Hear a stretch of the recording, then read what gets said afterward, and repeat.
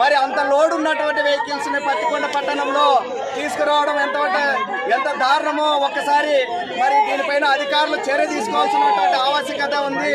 మరి ఈ బాధితులకి మరి తక్షణమే ఎక్స్గ్రేషియా ప్రకటించాలి.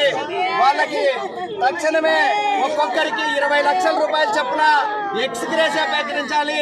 మరి వాళ్ళ మరణానికి కారణమైనటువంటి మరి ఆ లారీ ఓనర్ని వెంబడే అరెస్ట్ చేయాలి. వారి కుటుంబాన్ని ప్రభుత్వం వెంటనే ఆదుకోవాలని ఈరోజు సిఐటి ఆధ్వర్యంలో తెలియజేస్తున్నాం. ఈరోజు పత్తికొండ ప్రాంతంలో హెవీ వెహికల్స్ ఎక్కువైనాయి, ట్రాఫిక్ ఇబ్బందులు ఉన్నాయని మేము సిఐటి ఆధ్వర్యంలో ఎన్నో ఉద్యమాలు చేపడుతున్నా ప్రభుత్వం పట్టించుకోవడం లేదు. నిమ్మకు నీరెత్తినటువంటి విధంగా ఈ ప్రభుత్వాలు వ్యవహరిస్తున్నాయి.